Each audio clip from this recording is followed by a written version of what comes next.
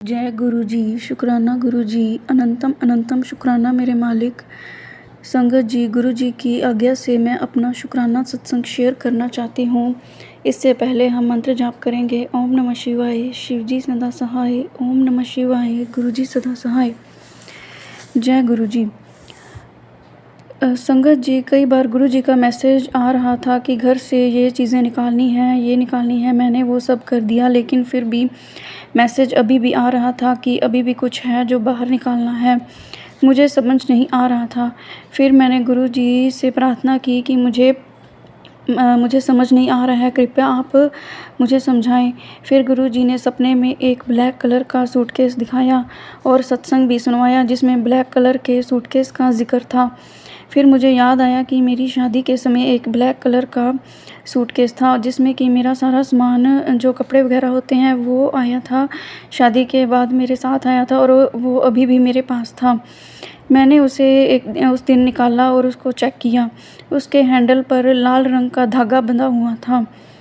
मुझे नहीं पता था। मैंने उसे निकाला और 17 साल हो गए हैं मेरी शादी को और मुझे बिल्कुल नहीं याद था और गुरुजी ने वो भी निकलवाया। उसी रात ड्रीम में गुरुजी ने मेरी बहुत बुरी नज़र थी वो उतारी। गुरुजी ने ड्रीम में दिखाया कि मैं 2 नए सूट लेकर आई हूँ और मेरी शादी फिक्स हुई है और मैं मायके के घर बैठी हुई हूँ और अपने एक रिश्तेदार को वो सूट दिखा रही हूँ। तभी वो सूट अचानक से फट जाते हैं और मेरे दादा दादी भी वहीं बैठे हैं और ये सब सपने में हो रहा है, जबकि मेरे दादा दादी अभी इस दुनिया में नहीं हैं। और दरअसल ये वही लेडी है जिन्होंने हमारे सारे परिवार पर ब्लैक मैजिक किया हुआ है। हमें अब पता नहीं था। गुरुजी ने ही अब सबके चेहरे दिखाए हैं और सब ठीक भी कर रहे हैं। अगले दिन गुरुजी का मैसेज आता है कि मैंने तेरी सारी बुरी नज़रें उतार दी। थैंक यू गुरुजी। शुक्राना गुरुजी। लख लख शुक्राना मेरे मालिक। मेरे दादा दादी की डेथ को कई साल हो चुके हैं, लेकिन उनकी सोल्स को मुक्ति नहीं मिली थी। गुरुजी ने उन्हें मुक्ति दी। गुरुजी ने बताया कि उनकी अकाल मृत्यु हुई थी। गुरुजी ने हमें बड़े मंदिर 26 मई को बुलाया और उसका सत्संग मैं पहले भी शेयर कर चुकी हूँ। वापस आकर हमने शुक्राना सत्संग किया और घर पर ही किया। उस सत्संग में एक अजीब सी बात हुई।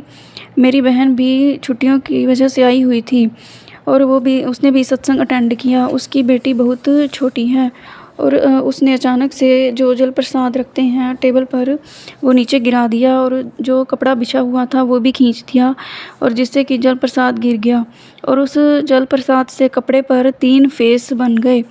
हमने उसकी फ़ोटो भी ली हुई है, पर तब हमें समझ नहीं आया कि ये सब क्या है और ऐसा क्यों हुआ। पर गुरुजी के सत्संग में जो भी होता है वो गुरुजी की मर्ज़ी से ही होता है। जिस मोबाइल पर हमने सत्संग चलाया था उस पर भी जल प्रसाद गिर गया था और वो चलना बंद हो गया था। फिर हमने दूसरे मोबाइल पर कोई और सत्संग प्लेलिस्ट चलाई और ये सब भी गुरुजी की मर्ज़ी से ही हुआ। इसका भी एक अलग सत्संग है, वो मैं बाद में शेयर करूँगी। सत्संग में हमने कड़ाह प्रसाद बनाया, समोसा प्रसाद, पकौड़ा प्रसाद और शरबत का भोग लगाया। जब सत्संग के बाद मैं घर से बाहर आई तो हमारे घर के बाहर एक कार खड़ी थी जिस पर जय माता दी लिखा हुआ था और गुरुजी ने बताया कि सत्संग में माता रानी भी तुम्हें आशीर्वाद देने आई थी। गुरुजी कहते हैं कि तुम्हें नहीं पता सत्संग में तुम्हारे साथ कौन कौन बैठा है।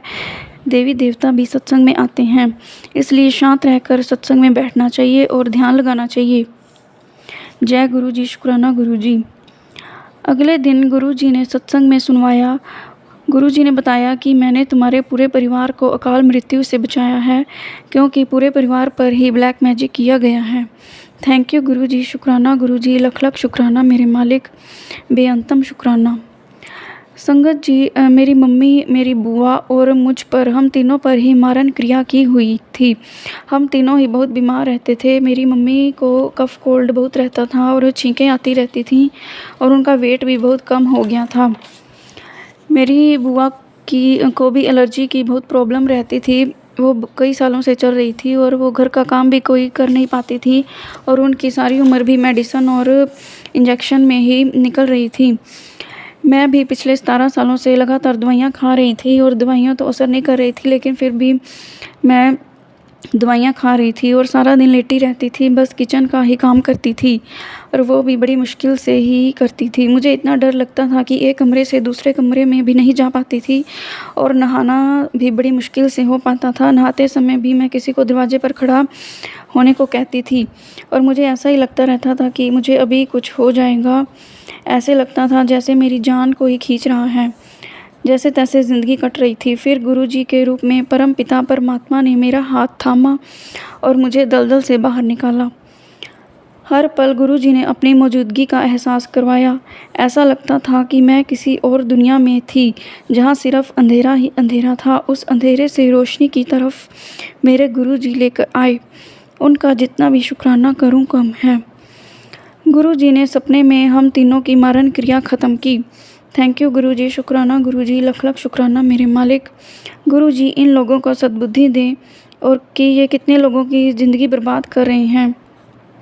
उसने हमारी 7 पीढ़ियों पर ही ब्लैक मैजिक करा रखा है, जिसके कारण मेरी बड़ी बहन का जो बेटा हुआ उसका भी IQ लेवल बहुत कम है और मेरी छोटी बहन की बेटी है उसको भी ऑटिज़म है और मेरे बच्चों को भी कोई ना कोई समस्या लगी रहती है।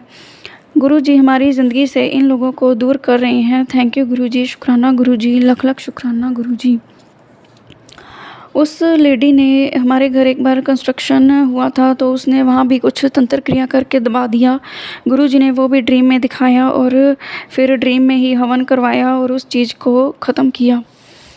कई बार इन चीज़ों को देखकर बहुत गुस्सा आता है और रोना भी आता है। गुरुजी उसी वक्त संभाल लेते हैं संगत जी।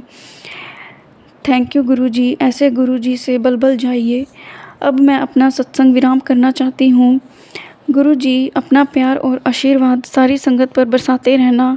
सभी को आपकी ज़रूरत है और जो भी इन समस्याओं से परेशान हैं उन्हें हेल्थ, वेल्थ, प्रोस्पेरिटी और खुशियाँ देना। अगर सत्संग शेयर करते समय कोई गलती हो जाए तो माफ़ कर देना। ओम नमः शिवाय। शिवजी सदा सहाय। ओम नमः शिवाय। गुरुजी सदा सहाय। जय गुरुजी, शुक्राना गुरुजी, शुक्राना शुक्राना शुक्राना, अनंतम अनंतम शुक्राना मेरे मालिक, अनंतम अनंतम शुक्राना।